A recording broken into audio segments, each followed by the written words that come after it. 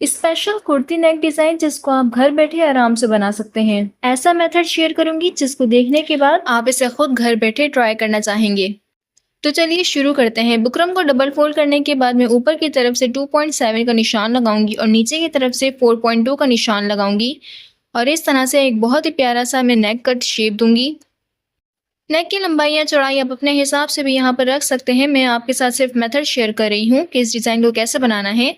अब आगे की तरफ मैं इस तरह से 0.7 का निशान लगाऊंगी और जिस तरह से हमने नेक का शेप बनाया है इसी हिसाब से मैं दूसरी मार्किंग भी ड्रॉ करूंगी कुछ इस तरह से। तो 0.7 का हमने यहाँ पर मार्किंग ले ली है। मैं इसको ड्रॉ करूंगी इस तरह से। अब इसके बाद मैं बाहर की तरफ से 1.7 का निशान लगाऊंगी, यानी 2 इंच में 2 कम का यहाँ पर मैं मार्किंग लूँगी और इसे भी मैं नीचे तक मार्किंग करूँगी और साथ साथ मैं इसे ड्रॉ करूँगी। तो मैंने 1.7 की भी यहाँ पर निशान लगा लिया है। अब यहाँ पर मैं पैटर्न ड्रॉ करूँगी। पेपर को डबल फोल्ड करने के बाद मैंने चौड़ाई में 0.9 का निशान लगाया है, लंबाई 0.7 रखी है और इस तरह से मैं इसे ड्रॉ करूँगी राउंड में। फिर उसके बाद मैं इसकी कटिंग कर दूँगी। बुकरम पर मैंने पहले से ही पेपर को ड्रॉ करके रखा हुआ है और इसी तरह मैंने ड्रॉ किया है। अब मैं इस तरह से पैटर्न को बुकरम के ऊपर रखूँगी। जो हमने थर्ड लाइन की मार्किंग की है बिल्कुल उसके साथ रखते हुए मैं रखूँगी इस तरह से और मैं ड्रॉ करूँगी। ये देखिए, अब पैटर्न को बिल्कुल साथ साथ रखते हुए मैं ऊपर तक ड्रॉ करूँगी, बिल्कुल इस तरह जिस तरह वीडियो में दिखाया गया है। जितनी आपकी लंबाई हो उस हिसाब से यहाँ पर आप इसे ड्रॉ कर दें ऊपर तक। अब यहाँ ऊपर की तरफ से मैं आधे इंच का निशान लगाऊंगी, 0.5 का यहाँ पर मैं निशान लगाकर बिल्कुल स्ट्रेट लाइन ड्रॉ करूँगी। ये देखिए इस तरह से, और यहाँ पर मैं इस तरह से हल्की सी गोलाई दूंगी। अब इसके बाद मैं बाहर की तरफ की मार्किंग लूँगी, तो आधे इंच की बाहर की तरफ मार्किंग होगी। यहाँ पर मैंने 0.5 के हिसाब से बाहर की मार्किंग रखी है, इसे भी मैं ड्रॉ कर दूंगी। अब इसके बाद मैं इसकी कटिंग कर दूंगी। जो हमारा पैटर्न कट होगा वो बीच वाला हिस्सा होगा। मैं यहाँ पर आपको दिखा देती हूँ, ये वाला हिस्सा कट होगा। अब इसके बाद सबसे पहले तो मैं बाहर की तरफ से इसको कट करूँगी। फिर उसके बाद जो मैंने क्रॉस लगाया है इस तरह से मैं अंदर की तरफ भी इसको कट कर दूंगी। ये देखिए, बिल्कुल शेप के हिसाब से मैं इसको कट करूँगी। और आपने भी यहाँ पर कटिंग करते हुए बहुत एहतियात करनी है, क्योंकि यहाँ पर बिल्कुल राउंड में इसको कट करना है, कोई नोक नहीं बनानी। वीडियो को पूरा एंड तक देखिएगा क्योंकि डिज़ाइन बनकर बहुत ही खूबसूरती के साथ रेडी होगा, जो पहनने पर और भी ज़्यादा हसीन लगेगा। तो हमने यहाँ पर नीचे की तरफ कटिंग कर दी है। अब इसके बाद मैं राउंड में नेक को भी कट कर दूंगी। तो कुछ इस तरह से मैं राउंड में इसको कट कर रही हूँ। ऊपर की तरफ से मैं 1 बूट का फासले पर गैप छोड़कर इसकी कटिंग कर रही हूँ। अब मैंने इसकी कटिंग कर ली है, मैं आपको दिखाती हूँ। ये देखिए, बहुत ही खूबसूरत सा हमारा पैटर्न बनकर रेडी हुआ है, ये आप देख सकते हैं। मैंने इसे फैब्रिक के ऊपर आयरन किया है। ऊपर की तरफ से नेक के अराउंड जिस तरह मैंने कटिंग की है, मुझे फैब्रिक के ऊपर आयरन करने में बहुत ज़्यादा आसानी हो रही थी। तो अगर आप भी इस तरह से कटिंग करेंगे तो आपको भी आयरन करने में आसानी होगी।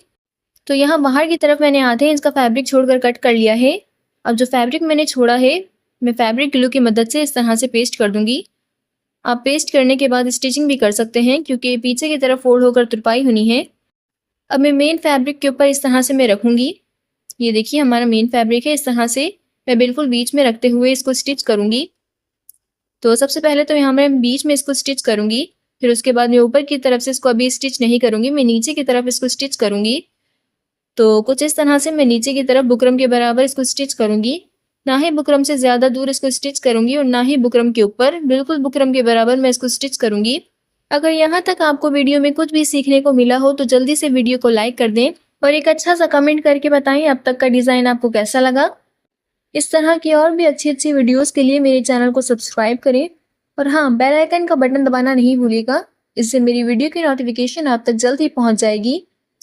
तो आप देख सकते हैं यहाँ पर मैं बुकरम के बराबर इसको स्टिच कर रही हूँ और बिल्कुल डिज़ाइन के हिसाब से यहाँ पर मैंने इसकी स्टिचिंग कर ली है। ये देखिए, मैं अभी आपको दिखा देती हूँ।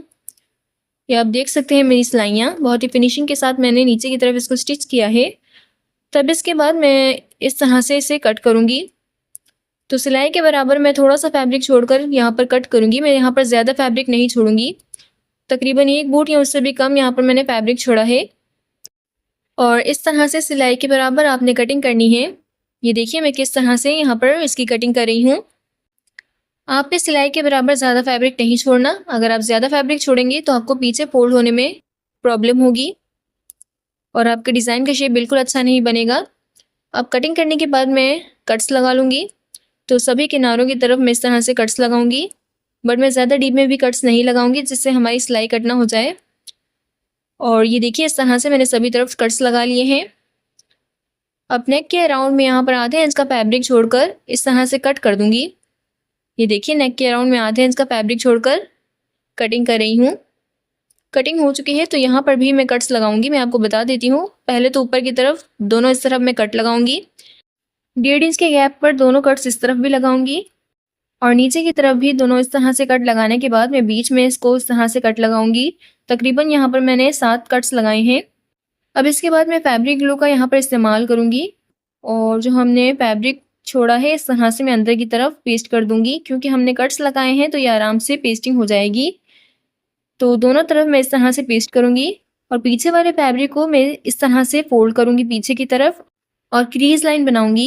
ये देखिए इस तरह से यहाँ पर मैंने क्रीज लाइन बनाई है। अब इस तरह से मैं पीछे वाले फैब्रिक को भी फैब्रिक ग्लू की मदद से जो हमने क्रीज लाइन बनाई है इस हिसाब से मैं पेस्ट करूँगी। ये देखिए आप पेस्टिंग करने के साथ साथ आयरन भी कर सकते हैं। मैं पहले यहाँ पर पेस्ट करूँगी, फिर उसके बाद अच्छे से इसको आयरन करूँगी। अब मैं यहाँ पर पीछे की तरफ इस तरह से फोल्ड करूँगी। बहुत ही आराम से मैं यहाँ इसको पीछे की तरफ फोल्ड कर रही हूँ क्योंकि मैंने कट्स भी अच्छे से लगाए हैं और सिलाई के बराबर मैंने ज़्यादा फैब्रिक भी नहीं छोड़ा, जिससे मुझे कोई प्रॉब्लम नहीं हो रही इसे पीछे की तरफ फोल्ड करने में। तो ऊपर और नीचे मैं दोनों तरफ इस तरह से पीछे की तरफ फोल्ड करूँगी। बिल्कुल आपके सामने कर रही हूँ ताकि जो बिगनर्स हैं जो इस डिज़ाइन को बनाना चाहते हैं उनके लिए भी आसानी हो।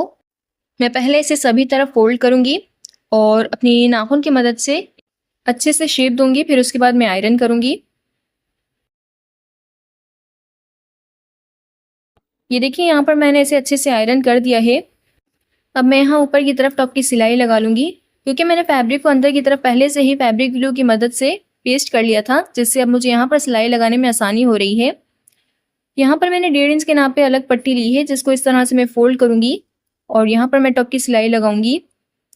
तो इस तरह से बिल्कुल सीधी में सिलाई लगाऊंगी क्योंकि यहाँ पर मुझे स्ट्रिप्स बनाने हैं और इन स्ट्रिप्स को तकरीबन 2.2 इंच के नाप पर मैं इस तरह से कट करूँगी। इस तरह से मुझे बहुत सारी स्ट्रिप्स बनानी है जो कि मैंने ऑलरेडी बनाकर रखी हुई हैं।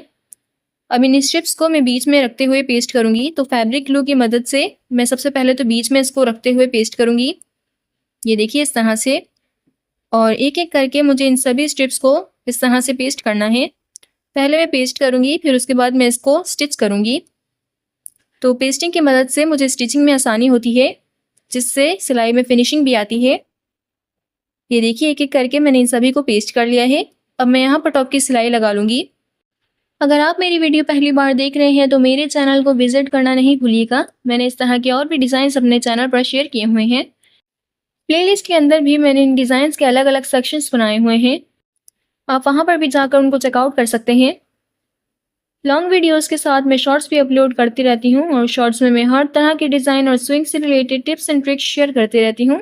तो आप मेरे शॉर्ट्स को भी चेकआउट करना नहीं भूलिएगा। कम्युनिटी के अंदर भी मेरी डेली पोस्टिंग होती रहती है, आप चाहें तो वहाँ पर भी अपने थॉट्स को शेयर कर सकते हैं। इस तरह के और भी डिज़ाइंस के लिए मेरे पेज को फॉलो करें। यहाँ नीचे की तरफ भी मैंने टॉप की सिलाई लगा ली है। मैं आपको इसका फाइनल लुक दिखाती हूँ। ये देखिए बहुत ही फिनिशिंग के साथ मैंने इस डिज़ाइन को बनाकर रेडी किया है। ये डिज़ाइन आपको कैसा लगा मुझे कमेंट सेक्शन में ज़रूर बताएं। लाइक एंड सब्सक्राइब नहीं किया है तो अभी कर लें। Thank you for watching.